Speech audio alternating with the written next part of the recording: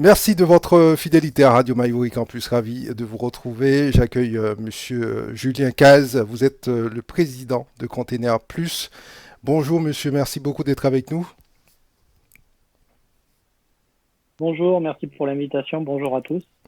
Est-ce que vous pouvez nous présenter Container Plus, depuis combien d'années existe cette société en Guyane et quelles sont vos principales activités? La société Container Plus Guyane a été fondée en 2014 sur le territoire de Saint-Laurent-du-Maroni, dans un premier temps pour faire du négoce en conteneurs maritimes. Mais depuis 2016, nous avons diversifié l'activité. Maintenant, nous faisons de la construction à partir de conteneurs maritimes. Nous sommes les premiers à avoir fait ce genre d'activité sur la Guyane. Nous sommes spécialisés dans l'aménagement de conteneurs. Nous réalisons tout ouvrage architecturaux à partir de conteneurs maritimes et en charpente métallique.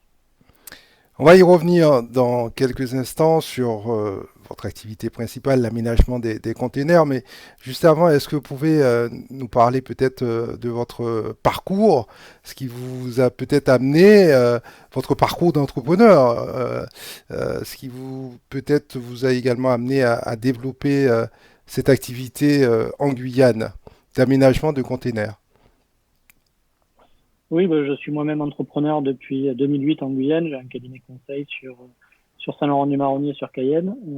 Et du coup, au milieu des années 2010, on avait beaucoup d'agriculteurs qu'on accompagnait qui avaient des difficultés à trouver des containers maritimes et à aménager des petits espaces de stockage pour leur activité agricole.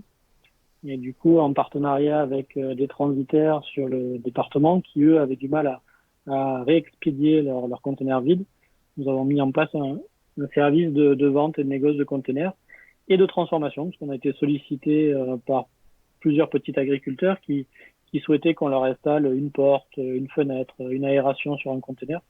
Et de là, s'est développée l'activité vraiment de fabrication d'unités architecturales à partir des conteneurs.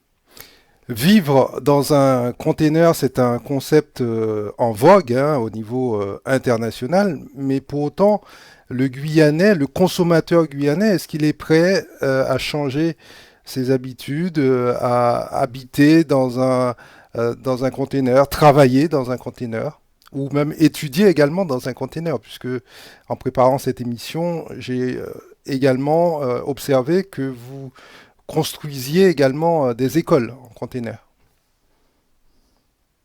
Tout à fait. Le type de construction que nous faisons concerne aussi bien les maisons d'habitation, les équipements professionnels, les salles de classe, comme vous l'évoquiez, et des habitations pour les particuliers ou des logements de passage pour les professionnels.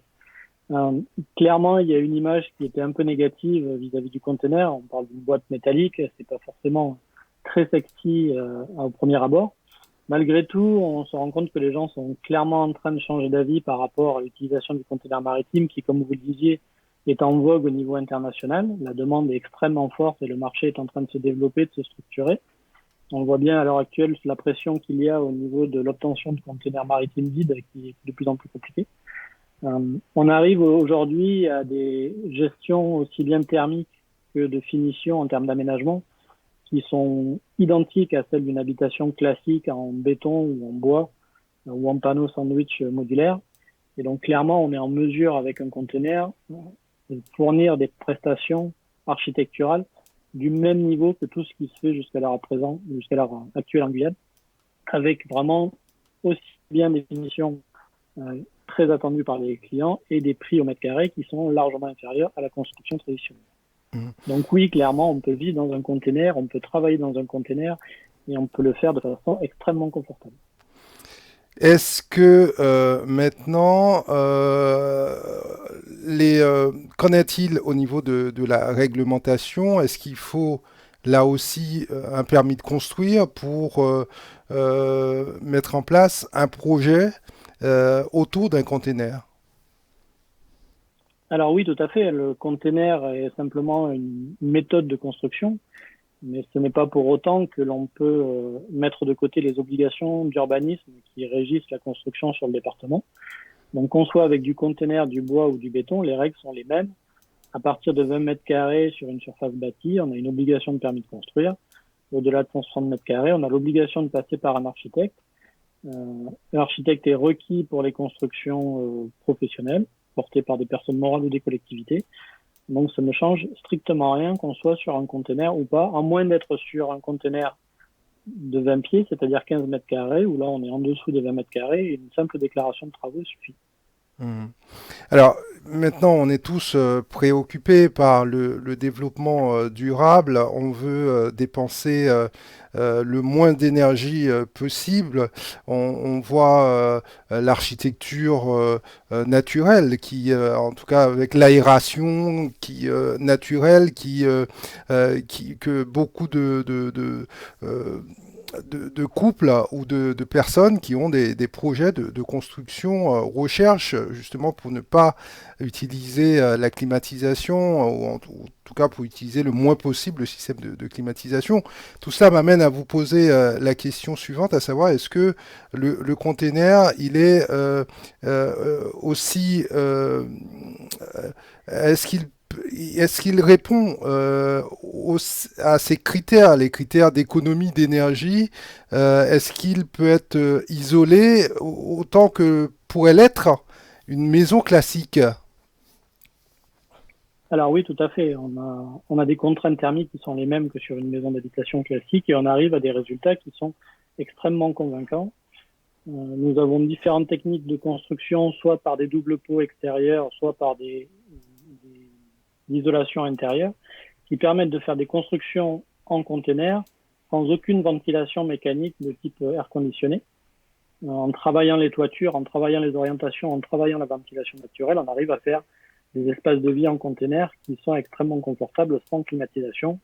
On a récemment réalisé des espaces, donc vous en parliez tout à l'heure, de salles de classe pour la mairie de Saint-Laurent-du-Maroni qui nous a fait confiance, où on est sur des espaces de 60 mètres carrés en ventilation naturelle, sans climatisation, qu'on a travaillé avec un bureau d'études spécialisé dans les normes haute qualité environnementale sur les établissements scolaires.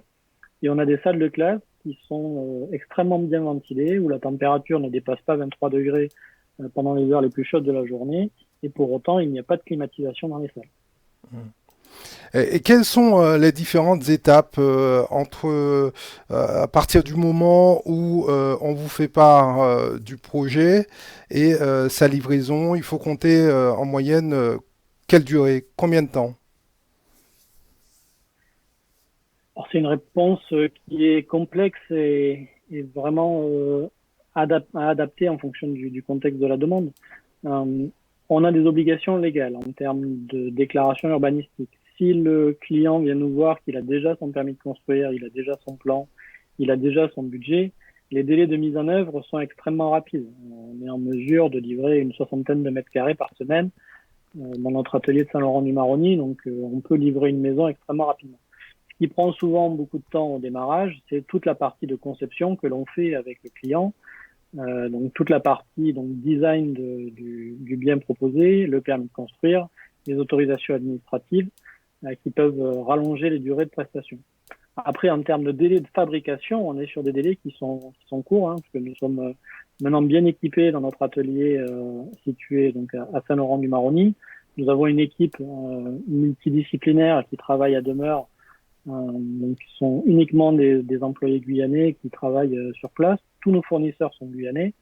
On a un nombre important de stocks, aussi bien en matériaux qu'en conteneurs, pour pouvoir répondre à des demandes rapides. Et on est en mesure de réaliser des travaux avec des délais extrêmement courts. Donc, pour autant, on est quand même obligé de respecter un certain nombre d'obligations légales et administratives qui peuvent ralentir le délai de livraison. Et quelles sont les demandes les plus récurrentes, je dirais, les plus fréquentes que vous avez en termes de logement, de construction, de configuration? Alors, clairement, depuis plusieurs années, la demande principale se situait sur les bâtiments publics. Et donc, tout ce qui va être bâtiments professionnels. Donc, que ce soit des bureaux, des salles de réunion, des locaux techniques, des salles de classe, des ateliers de transformation. La demande est constante, en augmentation et historique. La demande en logement est assez récente. On commence à avoir de très beaux projets en construction sur la Guyane. On a plusieurs dossiers en cours de réalisation, d'autres qui sont au stade du permis de construire. On vient de terminer une grande maison de un peu plus de 250 mètres carrés en conteneur sur la commune de Mana. Donc là, on sent qu'il y a un véritable engouement pour les particuliers. Et donc, on est en train vraiment de développer ce secteur qui est assez nouveau pour nous et qui est vraiment très, très excitant. On a aussi un même frein qui est assez particulier, c'est qu'au niveau financement, les banques peuvent souvent être un peu récalcitrantes à l'idée de financer des maisons en conteneur en se disant on ne sait pas trop ce qu'on finance, c'est un peu compliqué au niveau des assurances, des garanties. Mais on a eu l'occasion de montrer à plusieurs organismes bancaires ce qu'on était capable de réaliser. On dispose de la totalité des assurances requises. Ils sont vraiment en train de changer de point de vue sur la possibilité de financer pour les particuliers des maisons d'habitation en conteneur. Alors, on voit plusieurs types de configurations, des vestiaires, des salles de classe, également des bureaux, des espaces publics accueillant des espaces accueillant le public. Alors, est-ce que le container aujourd'hui peut s'adapter à tout type de demande, tout type de besoin en général? Clairement, le conteneur, c'est une boîte. C'est simplement une structure métallique. On a des contraintes physiques liées aux dimensions du conteneur. Donc, un conteneur, ça fait pour les petits 6 mètres par 2,44 m ou 12 mètres par 2,44 m pour les grands, les 40 pieds. Mais au-delà de ces contraintes structurelles, après, on peut en faire absolument ce qu'on veut. On les découpe, aménage, transforme, remanie exactement comme va le souhaiter le client en fonction aussi bien de ses attentes architecturales que des contraintes qu'il peut y avoir par rapport à des obligations légales sur l'agrotransformation, par exemple, ou sur l'accueil de public ou l'accès aux personnes en mobilité réduite.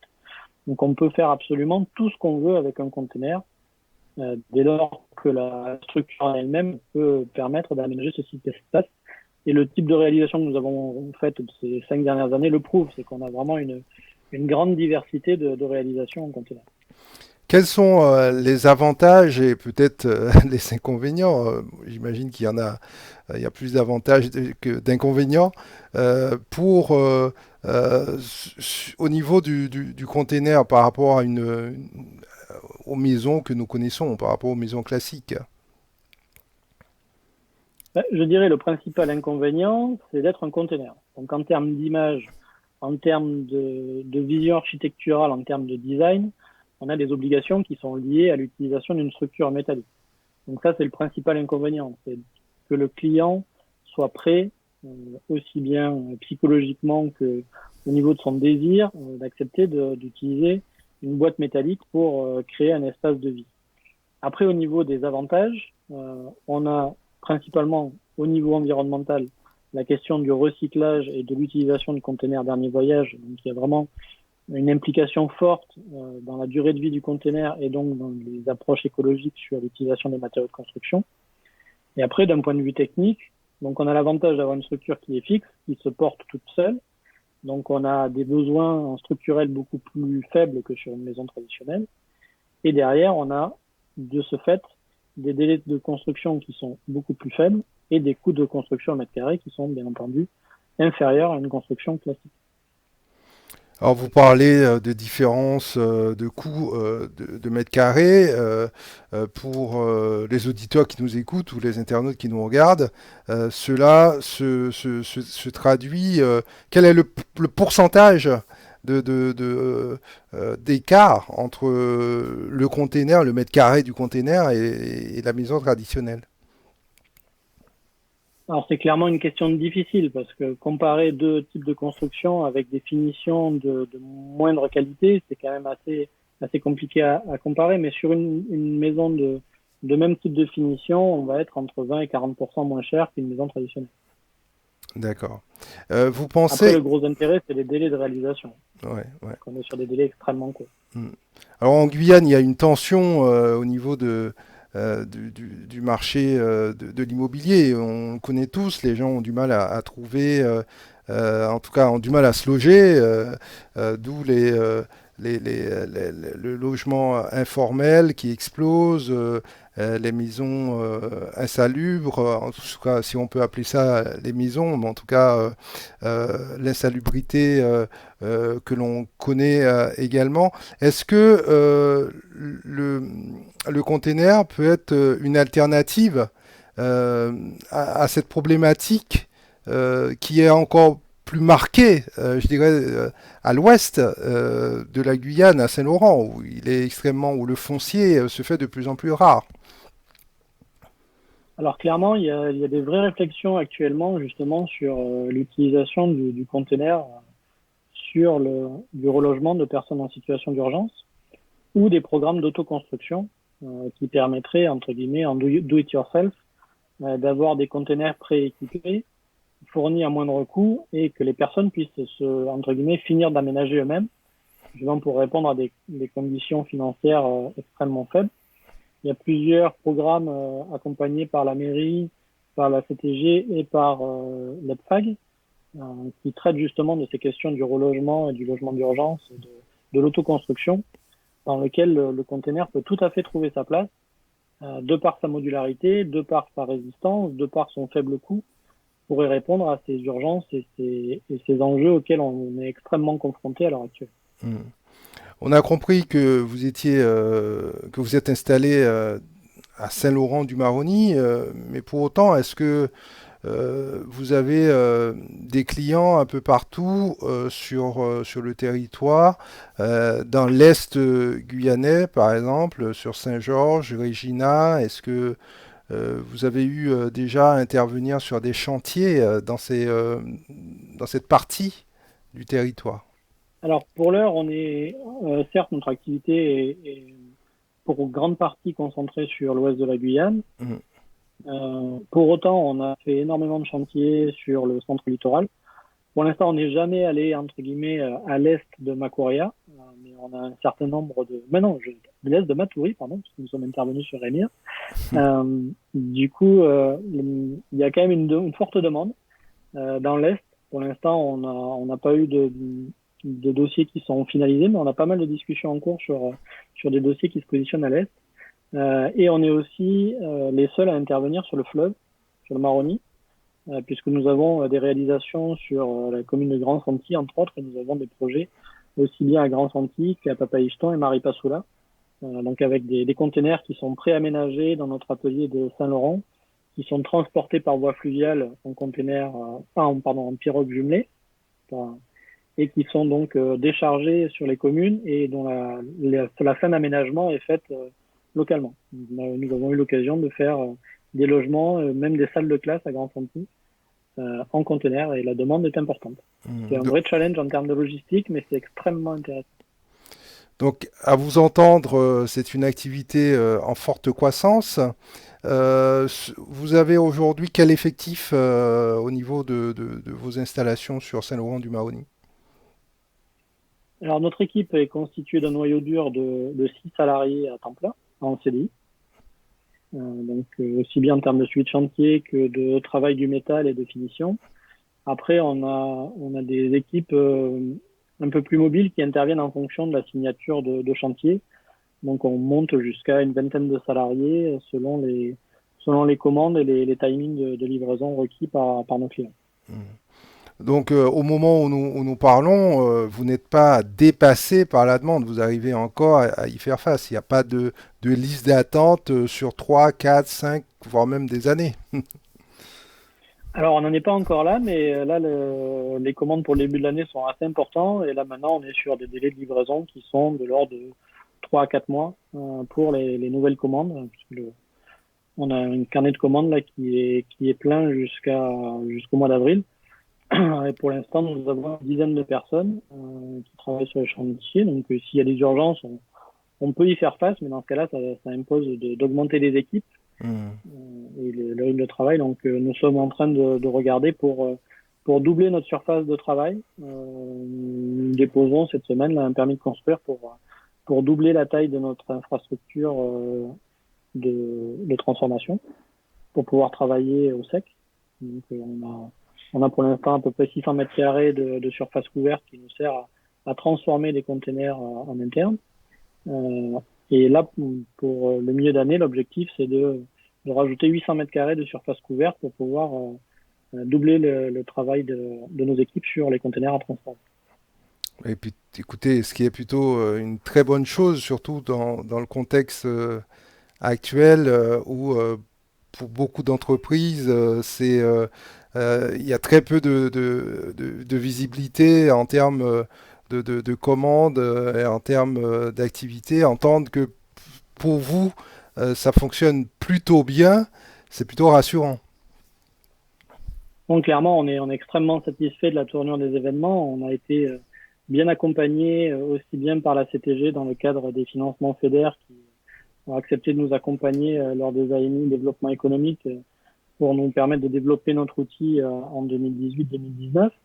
Donc nous avons pu acquérir un certain nombre d'outils, d'équipements et de moyens techniques qui aujourd'hui portent leurs fruits en termes de stabilité de main-d'œuvre et de développement d'activité.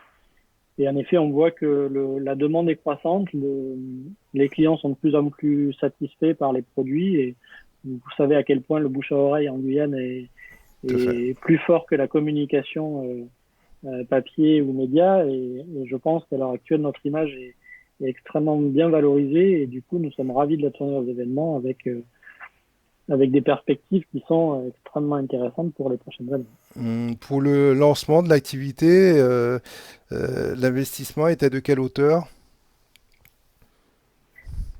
Alors au démarrage, on a travaillé un peu comme on a pu. Donc ça a été donc sur les trois premières années, on avait à peu autour de 200 000 euros d'investissement. Et là, avec donc le concours des financements FEDER et CTG, nous avons opéré un peu plus de 700 000 euros d'investissement sur 2018-2019 pour développer notre outil et nous devrions investir encore une centaine de milliers d'euros cette année pour doubler notre surface de production et l'année prochaine encore à peu près 200 000 euros pour être un peu plus autonome au niveau des engins de levage et des équipements opérationnels pour la manutention des conteneurs. Très bien. Y a-t-il un site internet où on peut visualiser ce que vous faites, voir les chantiers que vous avez réalisés? Jusqu'à maintenant, on est très mauvais en communication. On a un site internet, mais qui n'a pas été mis à jour depuis longtemps. On a une page Facebook qui est mise à jour de temps en temps et une page LinkedIn. Mais ça fait partie des chantiers 2021, justement, de mieux communiquer via la toile et les supports numériques pour avoir un peu plus de visibilité sur le territoire. Comment s'appelle votre page Facebook?